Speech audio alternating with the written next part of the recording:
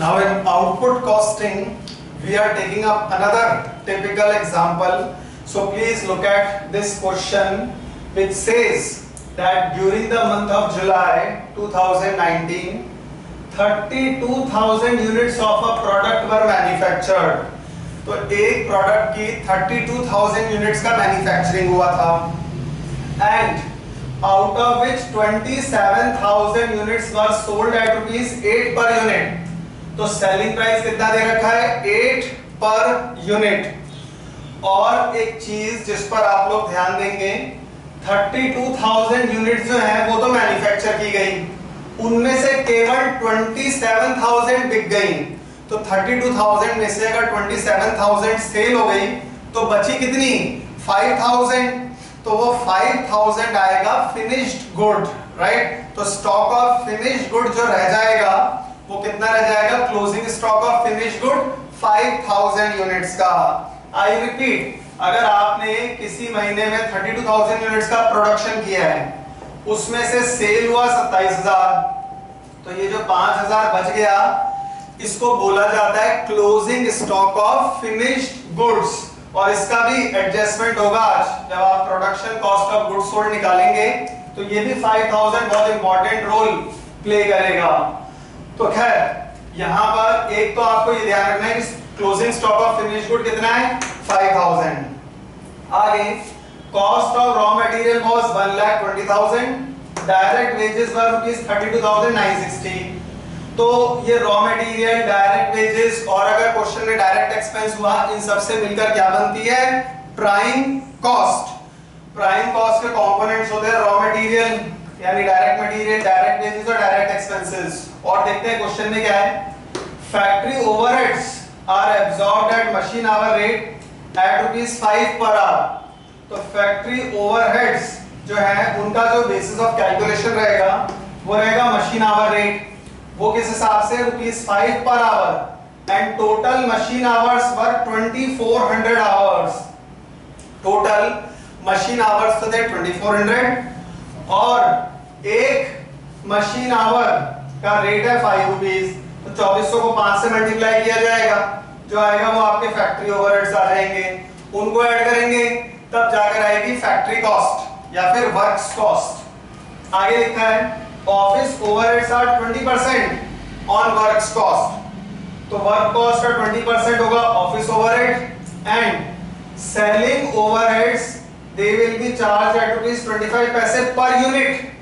Per unit कौन सी वाली, per unit sold.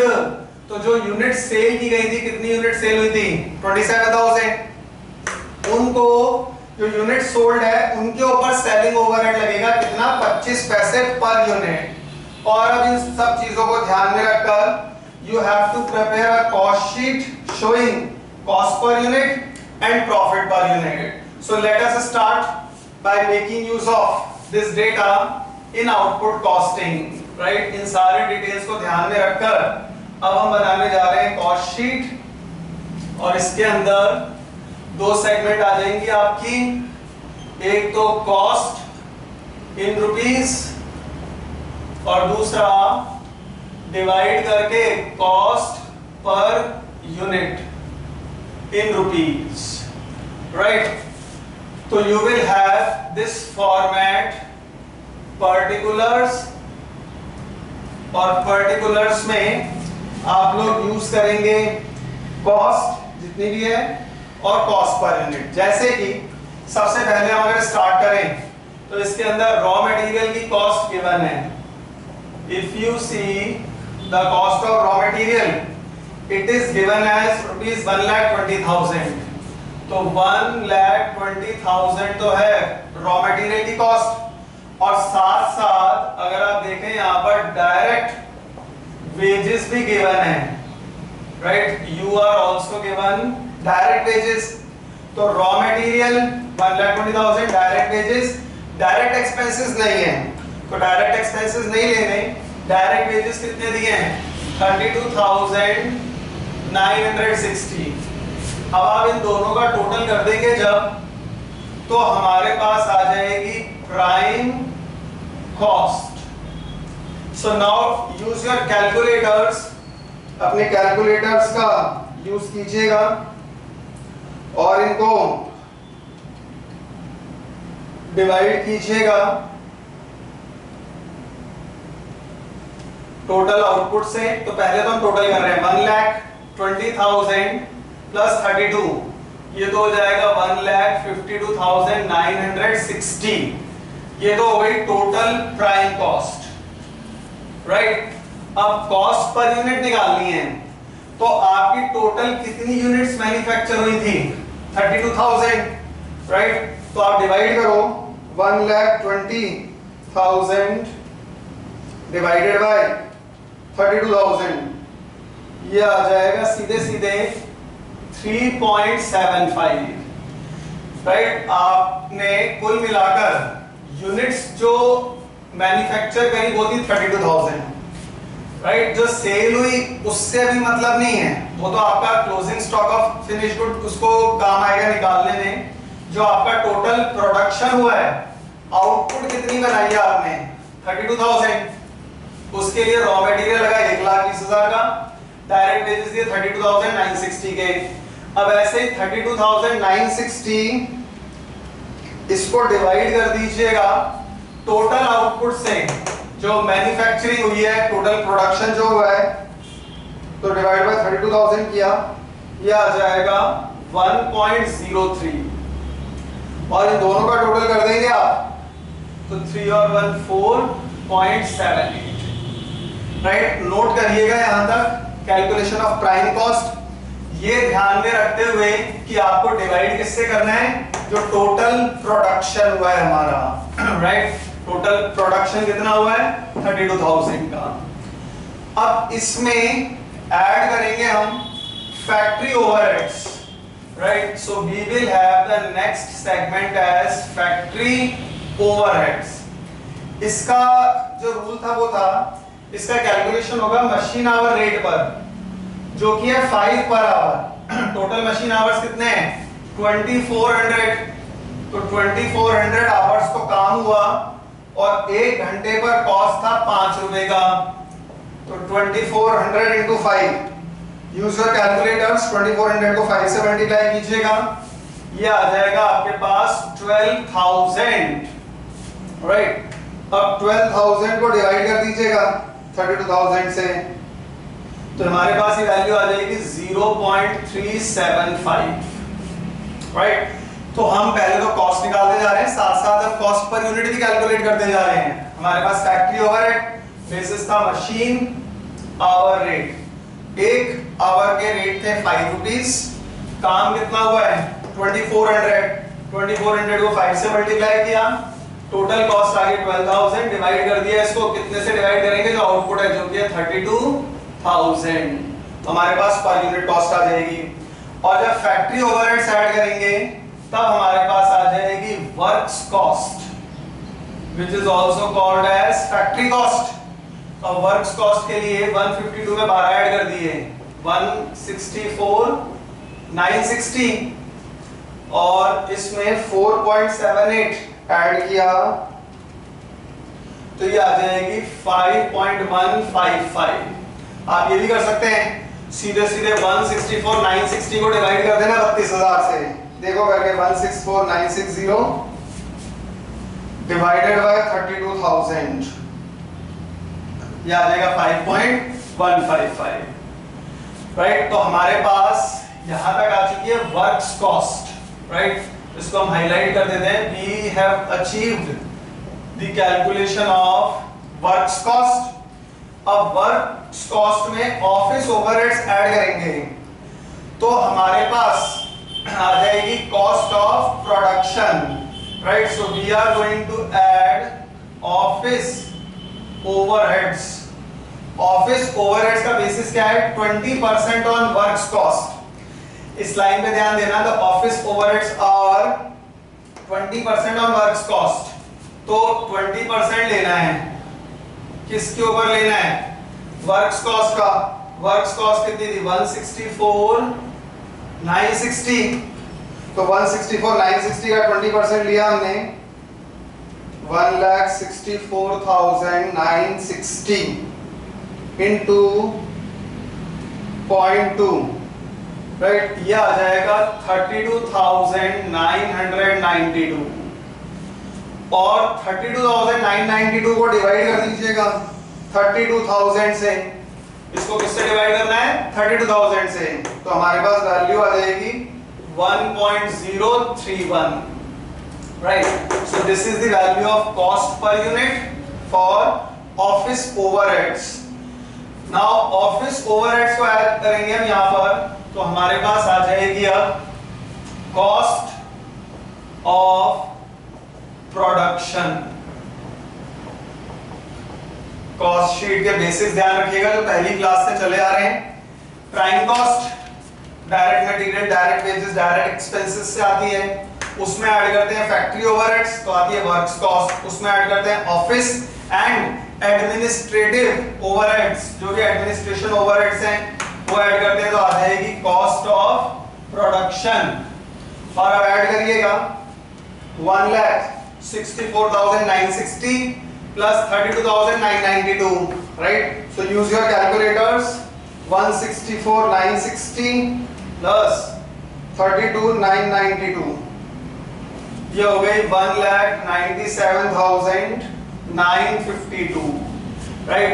Note करिएगा यहाँ तक 197,952 और लगे हाथ इसको डिवाइड कर दीजिएगा 32,000 से। तो 32,000 से किया तो ये आ गया हमारे पास 6.186। So this is the value of cost of production. यहां तक नोट कर लीजिएगा, क्योंकि अब हम निकालेंगे production cost of goods sold. अब production cost of goods sold के लिए फॉर्मूला होता है कॉस्ट ऑफ प्रोडक्शन में, opening stock of finished good add करते हैं हम, right. Opening stock of finished goods वो तो ऐड किया जाता है। क्वेश्चन में कोई opening stock of finished good है ही नहीं, और इसमें से लेस होता है less closing stock of finished goods.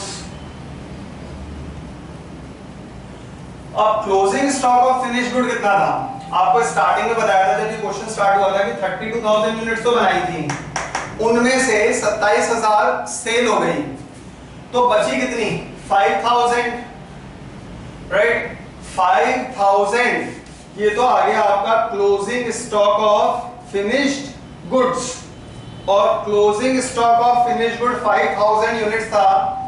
इसको मल्टीप्लाई कर देंगे हम 5,000 यूनिट्स, एक यूनिट का जो कॉस्ट ऑफ प्रोडक्शन आ रहा है वो आ रहा है 6.186।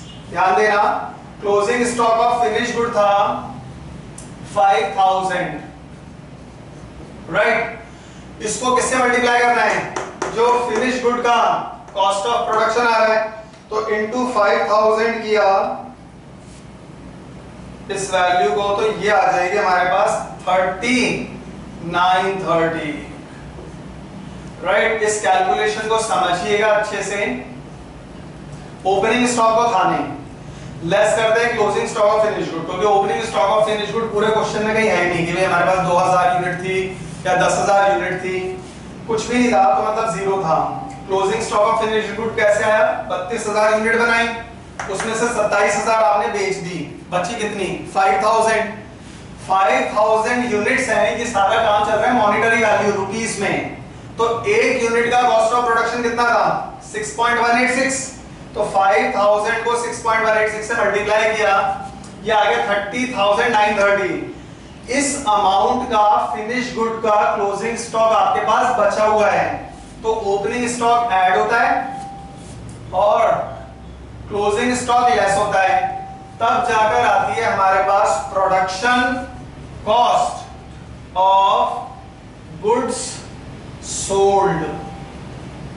Production cost of goods sold कैसे आएगी? 197,952 माइनस 30,930 कर दीजिएगा, तो ये आ गई 1,67,022। क्योंकि आपके पास ये स्टॉक अभी बचा हुआ है, तो ये स्टॉक आपके हाथ में है, इसीलिए इसको इसमें से लेस किया जाता है। Opening stock of finish good add करते हैं, क्लोजिंग स्टॉक को लेस करते हैं, लेस करने के बाद अमाउंट आ गया 1,67,022। 5000 into 6.186 से मल्टीप्लाई किया, ये वैल्यू आ गई 30,930। राइट, अब आप कॉस्ट ऑफ गुड्स सोल्ड निकालेंगे तो 197,952 में से माइनस कर दीजिएगा 30,930, ये आ जाएगा 1,67,022 कॉस्ट ऑफ गुड्स सोल्ड। अब कॉस्ट ऑफ गुड्स सोल्ड जो आएगी उसमें हमें ऐड करने पड़ेंगे सेलिंग एंड डिस्ट्रीब्यूशन ओवरहेड्स। तो ऐड करेंगे हम यहां पर सेलिंग ओवरहेड्स, और सेलिंग ओवरहेड्स का क्या बेसिस दे रखा है, दिस इज 25 पैसे पर यूनिट। 25 पैसे पर यूनिट सोल्ड, कितनी यूनिट सेल करी थी आपने, 27,000 यूनिट्स आपने सेल करी, और सेलिंग ओवरहेड्स लगेंगे 25 पैसे, मतलब कितने रुपए हो जाएंगे 0.25। तो 27,000 को मल्टीप्लाई कर दीजिएगा 0.25 से, ये आ जाएगा 6750।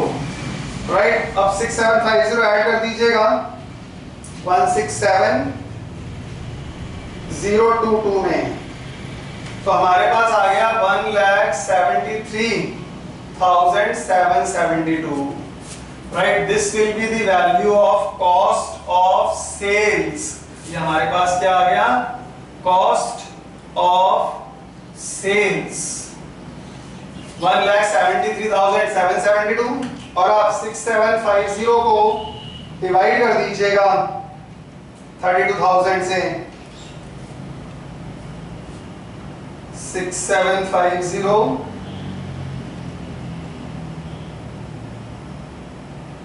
सॉरी 6750 का तो डायरेक्टली दे रखा है कि तो 0.25 की रेट से लगे हैं। इनका पर यूनिट चार्ज कितना था 0.25। राइट, तो अब 0.25 ऐड कर दिया इसमें 6.186 के अंदर 0.25, so this will be equal to 6.436। तो एक छोटी सी बात ध्यान रखिएगा, ये ऑलरेडी आपको 25 पैसे पर यूनिट दे रखे हैं, जो ऑलरेडी पर यूनिट दिया हुआ है, फिर उसमें आपको डिवाइड नहीं करना पड़ता, वो आपको सीधा पर यूनिट ही लगाना पड़ेगा, और पर यूनिट 0.25 इसमें ऐड कर दिया, तो हमारी per unit cost of sales कितनी आ गई 6.436। मतलब जो भी यूनिट्स हैं उन पे पर यूनिट इसका जो कॉस्ट है सेलिंग ओवरहेड्स का वो है 0.25, 25 पैसे है मतलब 0.25, तो वो गिवन ही है, तो आपको वो डायरेक्टली लेना पड़ेगा। अब हमारे पास जो सेल्स थी, सेल्स वो दे रखी थी 27,000 यूनिट के ऊपर, और एक यूनिट का सेलिंग प्राइस था 8 पर यूनिट, तो 27,000 into 8 किया, ये पर यूनिट दिया हुआ है ना, तो ये एज इट इज ले लेंगे हम। तो 27,000 into 8 ये कितना हो जाएगा 2,16,000, 2,16,000। सेल्स आ गया आपके पास, कॉस्ट भी पड़ा हुआ था, तो सेल्स में से कॉस्ट माइनस कर देंगे तो क्या आ जाएगा हमारे पास प्रॉफिट। सेल्स माइनस कॉस्ट किया तो प्रॉफिट आ जाएगा, और 2,16,000 में से माइनस कर दो आप 173,772, तो 173,772 माइनस किया, ये आ गया 42,228, और 42,228 को डिवाइड कर देंगे आप प्रॉफिट पर यूनिट, ये आ जाएगा हमारे पास 42,228 divided by 27,000, it will be equal to 1.564। तो पर यूनिट प्रॉफिट किसके ऊपर निकलेगा, जो आपने यूनिट सेल करी हैं। तो ध्यान रखिएगा, जो हमारे पास प्रॉफिट आ रहा है, ये तो कॉस्ट आ रही है, कॉस्ट ऑफ प्रोडक्शन, कितना रॉ मटेरियल है, वेजेस है, सब लग गए, वो तो हमारा प्रोडक्शन जो था 32,000 उस पे चल रहा था। लेकिन प्रॉफिट किस पे निकलेगा, जितना माल बिका है आपका, माल कितना बेचा है आपने, केवल 27,000 यूनिट, तो जब 27,000 यूनिट बेचा है तो आपका नेट प्रॉफिट निकला है 42,228। तो उसको डिवाइड किससे करेंगे, उसको डिवाइड करेंगे जितनी यूनिट्स आपने सेल करी हैं। सेल कितनी की है आपने कुल मिलाकर 27,000, तो इसको डिवाइड किया 27,000 से, तो हमारे पास प्रॉफिट आ गया 1.564। और आप ये भी कर सकते हैं कि जो सेल्स पर यूनिट है 8, उसमें से 6.436 को माइनस कर दीजिएगा, 8 माइनस 6.436, ये आ जाएगा आपके पास सेम 1.564। तो क्वेश्चन थोड़ा सा टिपिकल था इन मायनों में कि एक तो इसके अंदर फिनिश गुड का क्लोजिंग स्टॉक आ गया था। Closing stock of finish good कहां पर आता है? कॉस्ट ऑफ गुड्स सोल्ड निकालने के लिए, राइट। दूसरा, इसमें सेलिंग ओवरहेड्स ये ऑलरेडी आपको 25 पैसे पर यूनिट दिए हुए थे। 25 पैसे पर यूनिट का मतलब क्या हो गया? 0.25 लेंगे, तो ये हमने डायरेक्टली 0.25 लिया। फिर उसके बाद 173772 को इसमें ऐड कर दिया, 6.186 की वैल्यू में 0.25 ऐड किया, तो कॉस्ट जो हमारी आ गई पर यूनिट वो आ गई 6.436। और सेल्स हमें दे रखा था, एक यूनिट का सेलिंग प्राइस था 8 रुपीस, 27,000 यूनिट आपने सेल करी है, 27,000 को 8 से मल्टीप्लाई किया, टोटल सेल्स आ गई। और प्रॉफिट कैसे आता है? सेल्स में से कॉस्ट को माइनस कर दो तो प्रॉफिट आ जाएगा, और ये प्रॉफिट आ गया हमारा 42,228, right. This value of profit is very important. Profit निकालना ही मेन ऑब्जेक्टिव था इस क्वेश्चन के अंदर, प्रॉफिट पर यूनिट। और प्रॉफिट पर यूनिट कैसे आएगा? या तो आप 8 जो सेलिंग प्राइस है उसमें कॉस्ट पर यूनिट को माइनस कर देना, तो 1.564 आ जाएगा। दूसरा, आप ये भी कर सकते हैं कि जो भी आपका प्रॉफिट आया है उसको डिवाइड कर देना 27,000 से। 27,000 से क्यों? क्योंकि आपने जो यूनिट सेल करी है प्रॉफिट उसी पे निकलेगा, और यूनिट कितनी सेल की आपने? 27,000। So your total profit is equal to 42,228 and the profit per unit is rupees 1.564.